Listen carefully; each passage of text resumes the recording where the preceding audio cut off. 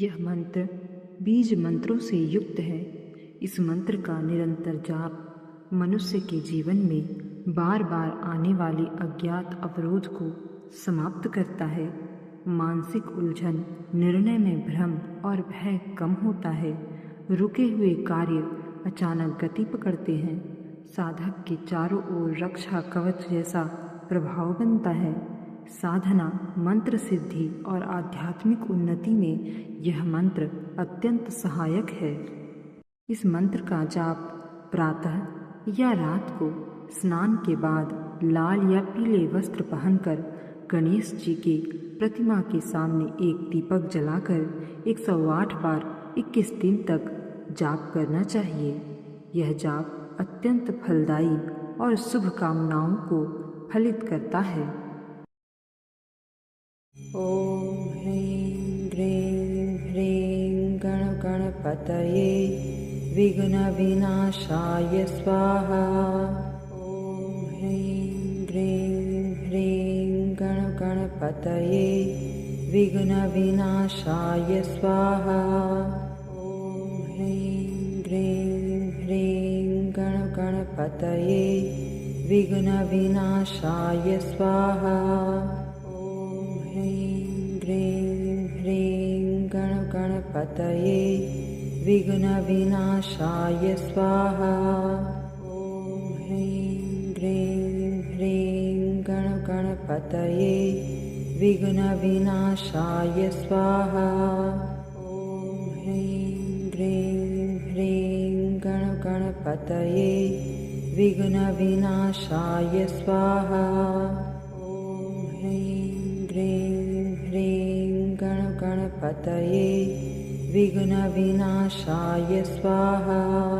ॐ ह्रीं ह्रीं ह्रीं गणगणपतये विघ्नविनाशाय स्वाहा। ॐ ह्रीं ह्रीं ह्रीं गणगणपतये विघ्नविनाशाय स्वाहा। ॐ ह्रीं ह्रीं ह्रीं गणगणपतये विघ्नविनाशाय स्वाहा। ॐ ह्रीं ह्रीं ह्रीं गणगणपतये विघ्नविनाशाय स्वाहा। ॐ ह्रीं ह्रीं ह्रीं गणगणपतये विघ्नविनाशाय स्वाहा।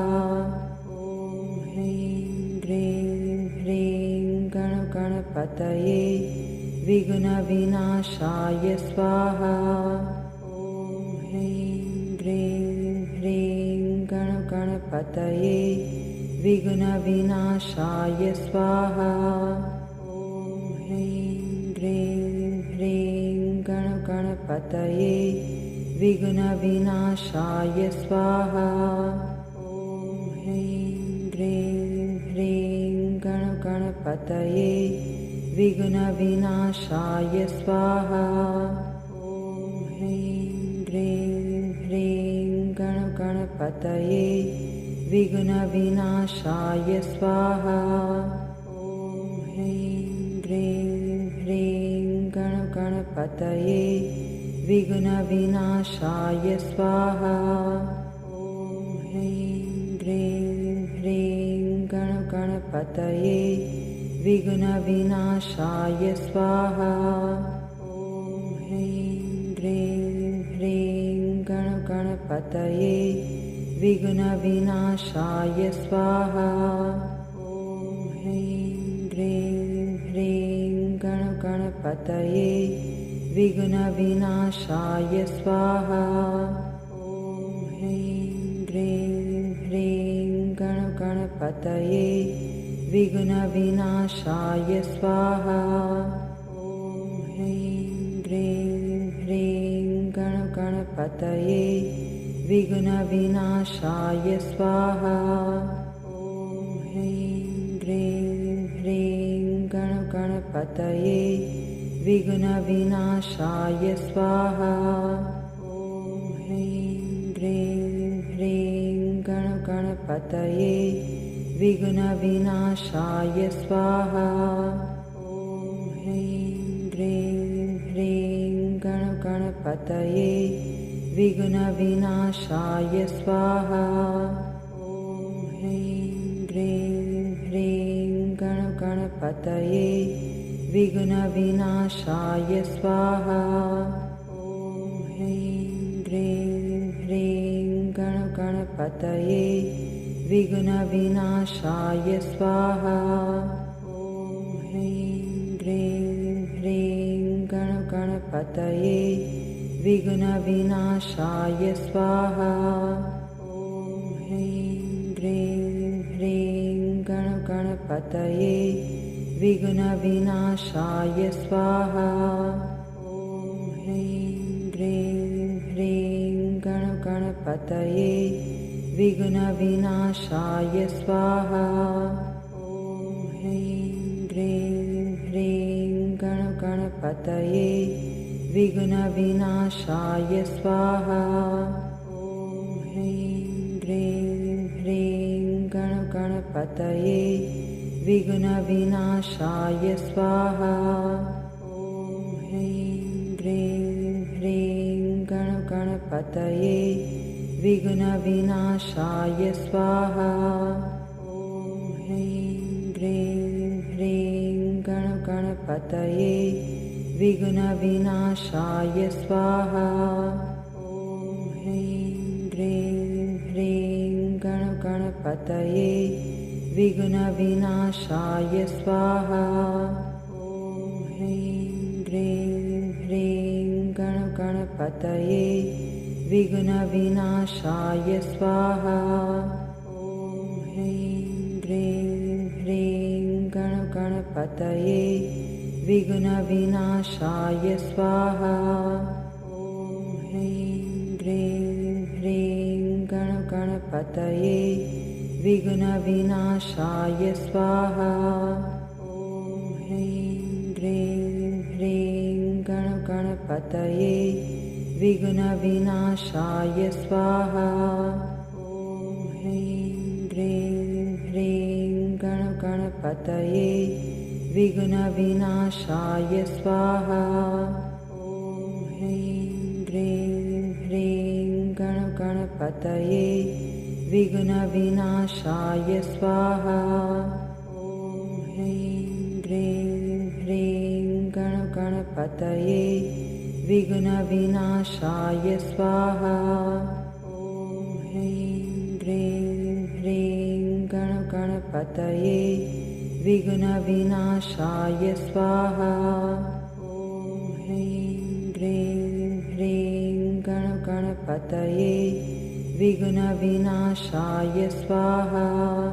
ॐ ह्रीं ह्रीं ह्रीं गणपतये विघ्नविनाशाय स्वाहा। ॐ ह्रीं ह्रीं ह्रीं गणपतये विघ्नविनाशाय स्वाहा। ॐ ह्रीं ह्रीं ह्रीं गणपतये विघ्नविनाशाय स्वाहा। ॐ ह्रीं ह्रीं ह्रीं गणपतये विघ्नविनाशाय स्वाहा। ॐ ह्रीं ह्रीं ह्रीं गणपतये विघ्नविनाशाय स्वाहा। ॐ ह्रीं ह्रीं ह्रीं गणपतये विघ्नविनाशाय स्वाहा। ॐ ह्रीं ह्रीं ह्रीं गणपतये विघ्नविनाशाय स्वाहा। ॐ ह्रीं ह्रीं ह्रीं गणपतये विघ्नविनाशाय स्वाहा। ॐ ह्रीं ह्रीं ह्रीं गणपतये विघ्नविनाशाय स्वाहा।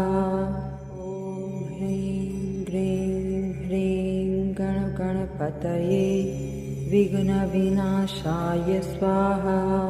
ॐ ह्रीं ह्रीं ह्रीं गणपतये विघ्नविनाशाय स्वाहा। ॐ ह्रीं ह्रीं ह्रीं गणपतये विघ्नविनाशाय स्वाहा। ॐ ह्रीं ह्रीं ह्रीं गणपतये विघ्नविनाशाय स्वाहा। ॐ ह्रीं ह्रीं ह्रीं गणपतये विघ्नविनाशाय स्वाहा।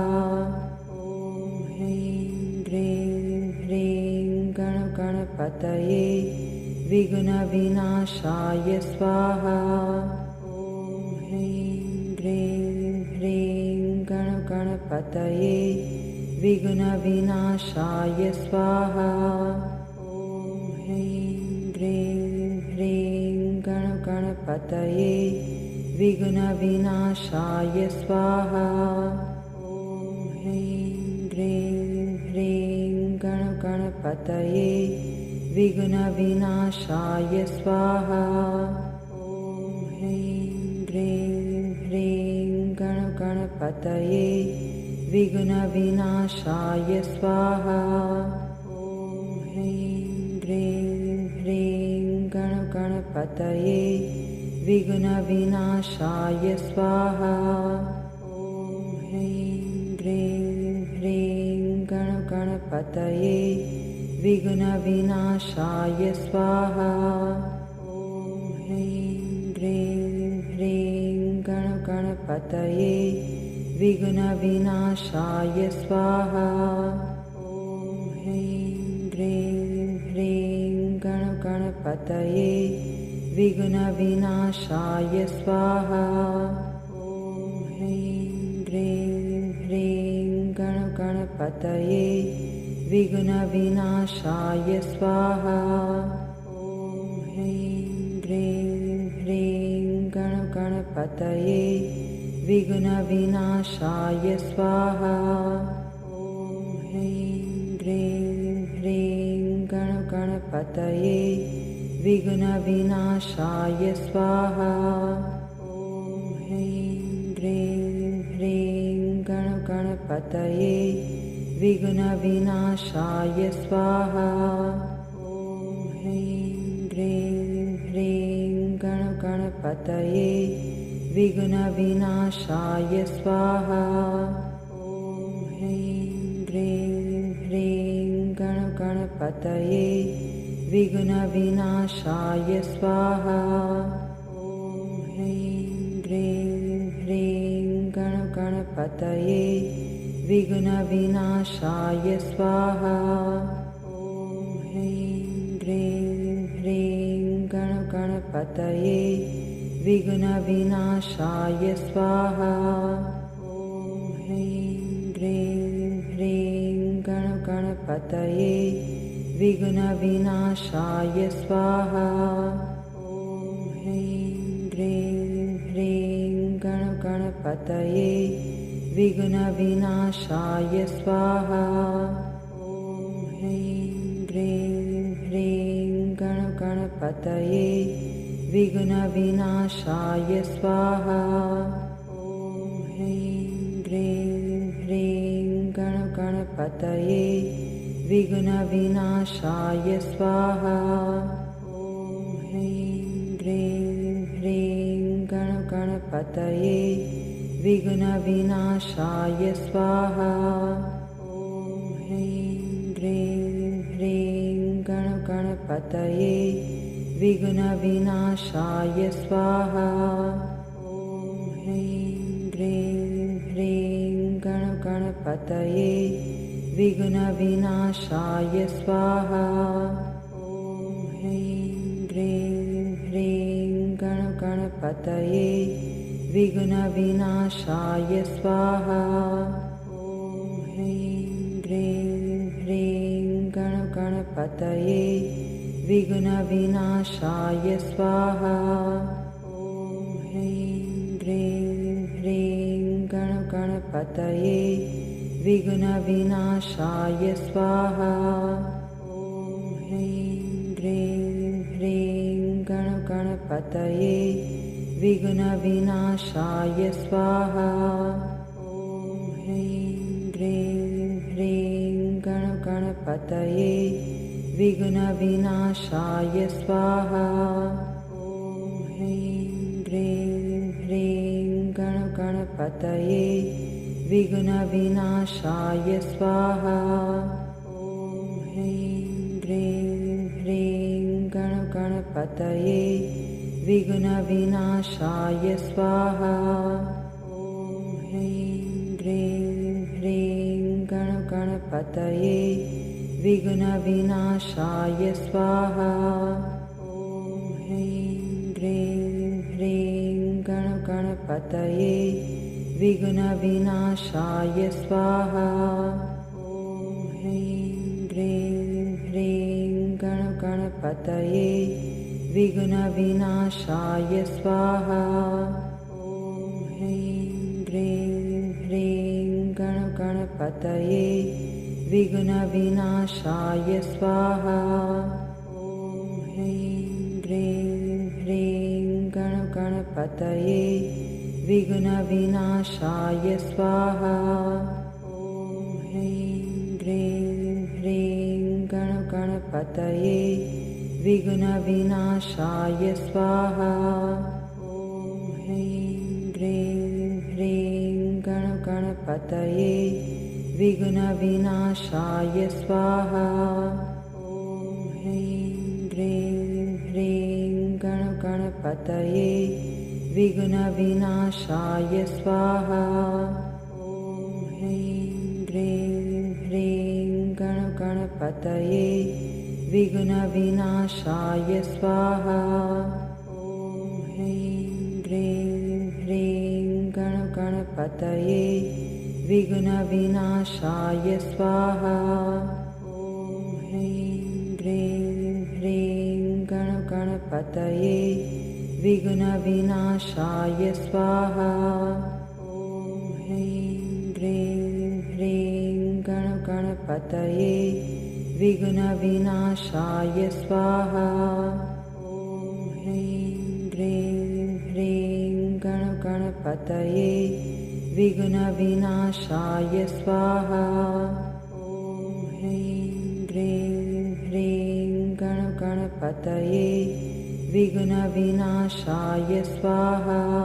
ॐ ह्रीं ह्रीं ह्रीं गणगणपतये विघ्नविनाशाय स्वाहा। ॐ ह्रीं ह्रीं ह्रीं गणगणपतये विघ्नविनाशाय स्वाहा। ॐ ह्रीं ह्रीं ह्रीं गणगणपतये विघ्नविनाशाय स्वाहा। ॐ ह्रीं ह्रीं ह्रीं गणगणपतये विघ्नविनाशाय स्वाहा। ॐ ह्रीं ह्रीं ह्रीं गणगणपतये विघ्नविनाशाय स्वाहा। ॐ ह्रीं ह्रीं ह्रीं गणगणपतये विघ्नविनाशाय स्वाहा। ॐ ह्रीं ह्रीं ह्रीं गणगणपतये विघ्नविनाशाय स्वाहा।